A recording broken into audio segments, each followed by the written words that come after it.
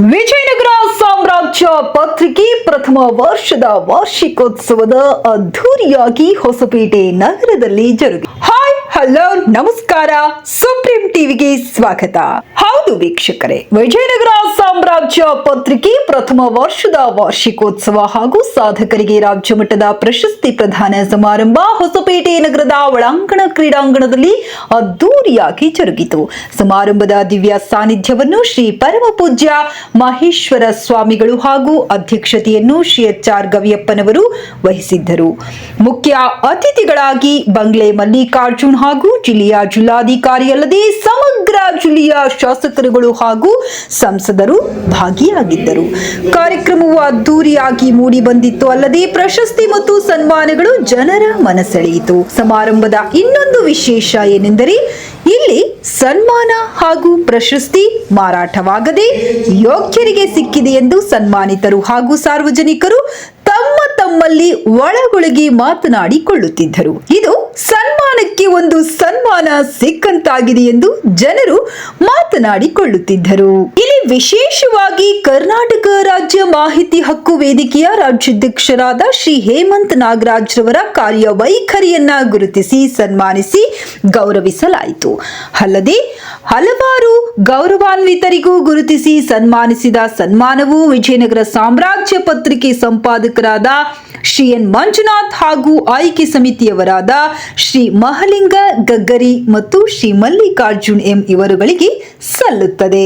ಇದೇ ಸಂದರ್ಭದಲ್ಲಿ ಮಾತನಾಡಿದ ಕರ್ನಾಟಕ ರಾಜ್ಯ ಮಾಹಿತಿ ಹಕ್ಕು ವೇದಿಕೆಯ ರಾಜ್ಯಾಧ್ಯಕ್ಷರಾದ ಶ್ರೀ ಹೇಮಂತ್ ನಾಗರಾಜ್ ರವರು, ಮಾಹಿತಿ ಹಕ್ಕು ಜನರ ಜೀವನದಲ್ಲಿ ಎಷ್ಟು ಮುಖ್ಯ, ಸಮಾಜದ ಪ್ರಗತಿಯಲ್ಲಿ ಮಾಹಿತಿ ಹಕ್ಕು ತನ್ನದೇ ಆದ ಪಾತ್ರ ವಹಿಸಿದೆ ಎಂದು ಮಾರ್ಮಿಕವಾಗಿ ಜನರನ್ನು ಉದ್ದೇಶಿಸಿ ಮಾತನಾಡಿದರು.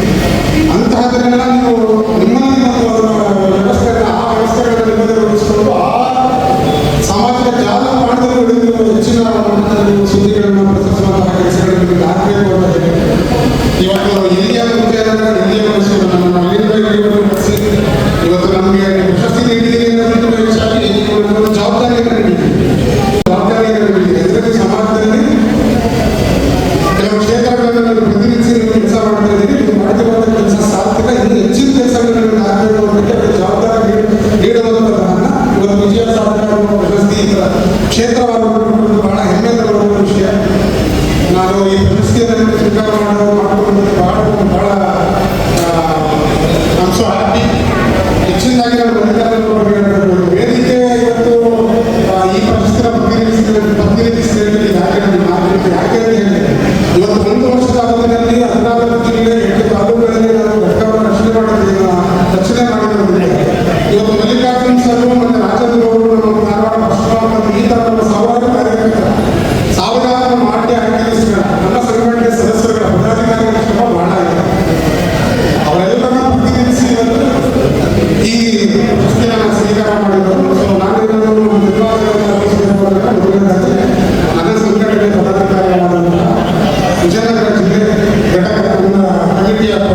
ಕಾರ್ಯದರ್ಶಿಗಳಾದಂಥ ಮಲ್ಲಿಕಾರ್ಜುನ ಸರ್ ಮತ್ತು ರಾಜೇಂದ್ರ ಗೌಡರಿಗೆ ಮತ್ತು ಎಲ್ಲ ಪದಾಧಿಕಾರಿಗಳಿಗೆ ಅದು ಭಾಳ ಮಾತಾಡೋದು ಸರ್. ಒಂದೊಂದು ಟಾಪಿಕ್ ಹೋಗ್ತಂತೆ ಒಂದು ಮಾತು ಹೊರದಾಗ ಏನಿದೆ, ನಮ್ಮ ಆರ್ಟಿನ ಇಟ್ಕೊಂಡು ನಾವು ಒಂದು ವೇದಿಕೆಯನ್ನು ಕಟ್ಕೊಂಡು ನಾವು ಕೆಲಸ ಮಾಡ್ತಿದ್ವಿ.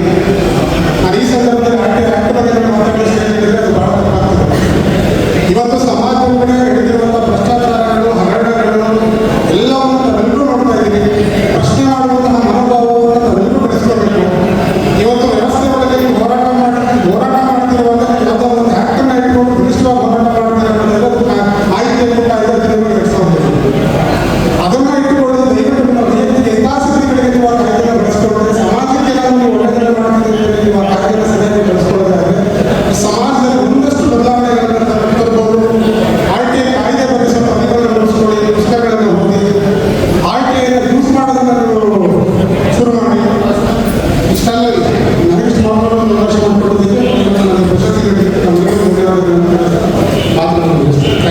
ಅದೇ ರೀತಿ ಮುಖ್ಯ ಅತಿಥಿಯಾಗಿ ಆಗಮಿಸಿದ ಶ್ರೀ ಬಂಗ್ಲೆ ಮಲ್ಲಿಕಾರ್ಜುನ ಕರ್ನಾಟಕ ರಾಜ್ಯ ಪತ್ರಕರ್ತರ ಧ್ವನಿ ಸಂಘದ ರಾಜ್ಯಾಧ್ಯಕ್ಷರು ಇಂದಿನ ದಿನಗಳಲ್ಲಿ ಪತ್ರಿಕೆ ಹಾಗೂ ಸೋಷಿಯಲ್ ಮೀಡಿಯಾಗಳ ಮಹತ್ವ ಹಾಗೂ ಅದರಿಂದ ಸಮಾಜದ ಅಭಿವೃದ್ಧಿಗೆ ತನ್ನದೇ ಆದ ಛಾಪು ಮೂಡಿಸಿದೆ ಎಂದು ಪತ್ರಿಕೆ ಹಾಗೂ ಸೋಷಿಯಲ್ ಮೀಡಿಯಾಗಳ ಮಹತ್ವವನ್ನ ವಿವರಿಸಿದರು.